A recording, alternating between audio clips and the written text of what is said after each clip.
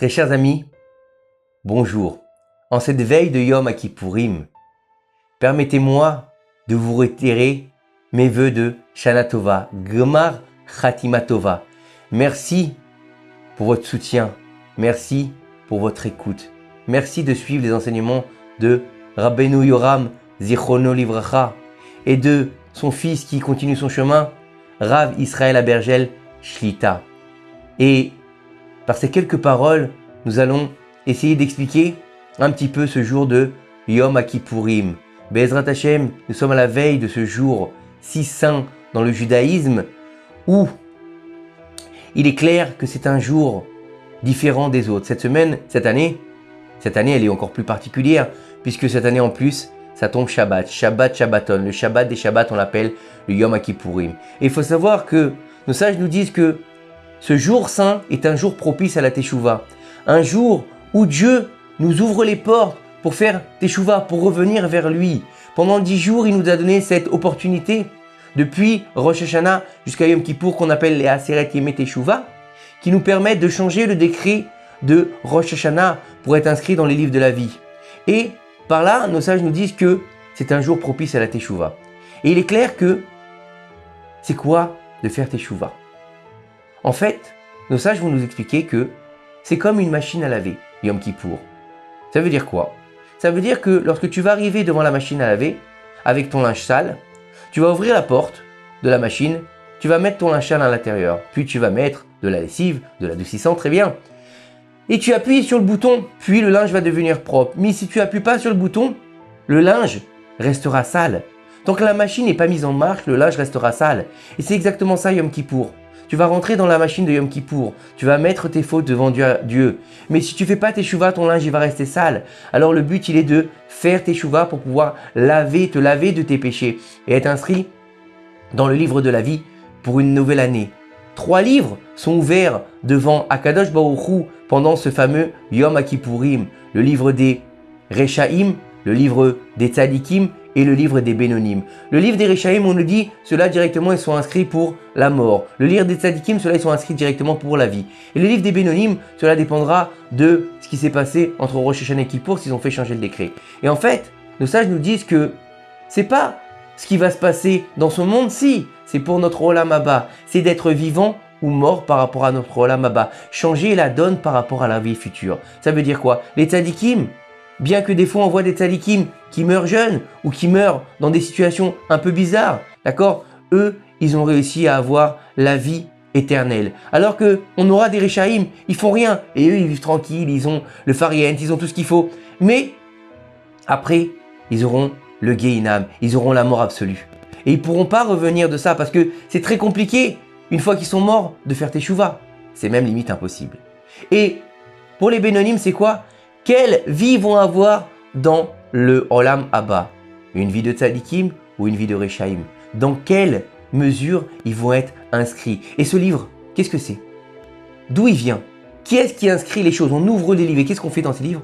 On va voir ce qu'on a écrit nous, ce qu'on a écrit tout au long de l'année. Est-ce qu'on a écrit notre vie en fonction de la Avira du Gan Eden ou la Avira du Gehinam? De quelle Avira on parle? Quelle air on respire? Où est-ce qu'on est installé? Dans quelle vie on vit? Dans une vie où on est proche des gens qui nous tirent vers le bas ou qui nous tirent vers le haut? Le Rabbi de Lubavitch disait, tout dépend de la sphère dans laquelle tu évolues. Tout dépend de la avira, donc de l'air dans lequel tu respires.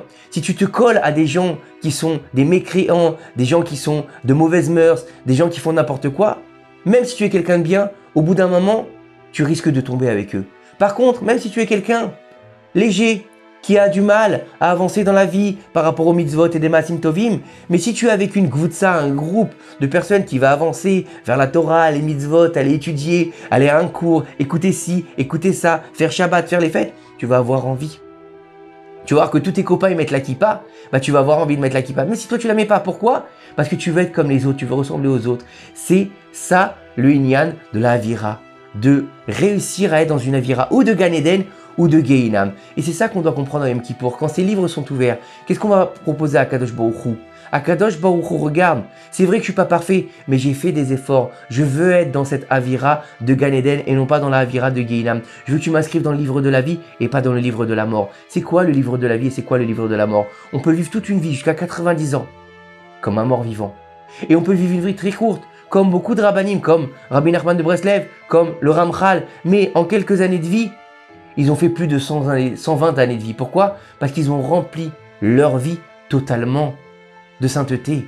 Et le but pour pouvoir raffiner cette terre qui est autour de nous, la seule chose qui peut nous aider à la raffiner, c'est la Torah, les mitzvot et le Maasim Tovim.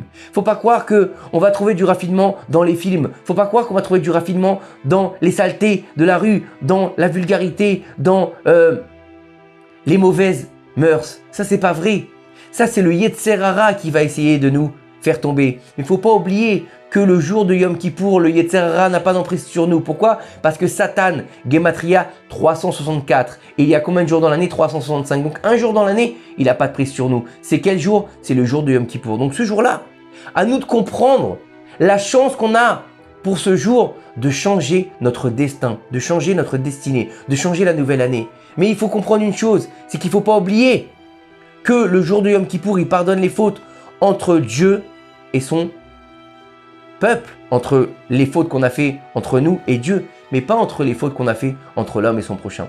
Ça, Yom Kippour ne les pardonne pas. Donc avant Yom Kippour, ce qu'il faut réussir à faire, c'est d'arriver à la Mahala, d'accord, pour contrer toutes les choses qu'on entend autour de nous aujourd'hui.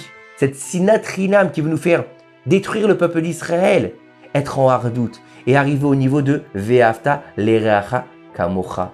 Le rat, le mauvais, tu vas l'aimer comme toi. Ça veut dire quoi?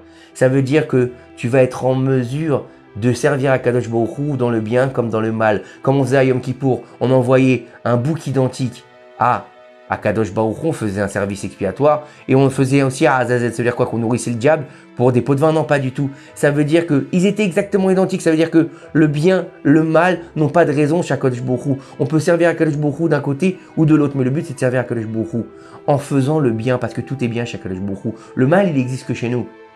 Donc comprendre par là que ce jour saint de Yom Kippourim, pas Yom Kippour, Yom Kippourim qui est en dualité parfaite, il va nous permettre de nettoyer nos péchés et nous inscrire dans le livre de la vie. Puis on arrivera après Yom Kippour à être dans les bras d'Akadosh Baruch Hu. C'est quoi? C'est la souka. Une souka pour être Keshera, elle a besoin de 2,5 tfanot, murs. 2,5. 2,5 c'est quoi? C'est le bras, l'avant-bras et la main qui fait un câlin à l'homme pour l'approcher dans les bras d'Akadosh Baruch Hu. Et là il te dit, mon fils, je t'ai pardonné. Mon fils, je suis là pour toi. Mon fils, j'ai accepté ta teshuva. Mais appuie sur le bouton de la teshuva. Reviens vers Akadosh Baruch Hu. Comprends que ce jour saint, c'est l'essence même du klal Israël, de la neshama complète d'Israël, d'être avec le peuple d'Israël pour avoir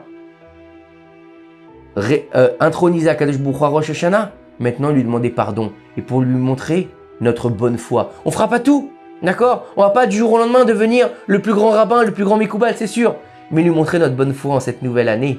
Lui montrer que, Baruch Hashem, on a compris. Baruch Hashem, on a décidé d'aller vers le chemin de la vie. Car Akadosh Baruch Hu, il nous a dit, dans le Sefer Devarim, j'ai mis devant vous la vie et la mort, choisissez la vie. Qu'est-ce qu'on attend pour choisir la vie? La vie d'un juif, c'est pas simplement de manger, boire, se reproduire et aller au travail. C'est pas ça la vie d'un juif. La vie d'un juif, c'est se lier à son essence de Neshama, qui est la Neshama Klalit du peuple d'Israël. C'est-à-dire quoi? Ta petite Neshama, elle fait partie d'une grande Neshama. C'est d'arriver à coller cette petite Neshama à la grande Neshama. Et en ces jours saints de Yom Kippour, où on fait la réparation de tous les jours de l'année, n'oubliez pas que les Aseret Yemei Teshuvah ont été donnés pour faire la réparation de toutes les écorces d'impureté de chaque niveau de sphère céleste. Donc ça veut dire quoi? Le premier jour de Rosh Hashanah, on a fait le tikkun de la klipa du Keter. Et on arrive à Yom Kippour, qui est le 10e jour, à faire le tikkun de la sphère céleste de la Malchut. Et si on arrive à faire ça, on aura fait la réparation de toutes les sphères célestes au niveau de la klipa, au niveau de l'écorce d'impureté. Donc on sera totalement pur et on pourra se tenir devant Akadosh Baruch Hu tel un ange qui ne mange pas, qui ne boit pas, qui ne se lave pas. Pourquoi? Parce qu'on n'en a pas besoin, parce qu'on a atteint le niveau ultime d'être dans l'infini un jour fini. Donc, Be'ezrat Hashem, qu'on comprenne par ces quelques paroles que tout dépend de nous. Nous sommes en mesure de changer le monde, de changer l'existence du monde et de faire venir le Mashiach. Bimera Be'amenu. Amen. Kineratzon. Gmar Chatima Tova. Que Akadosh Baruch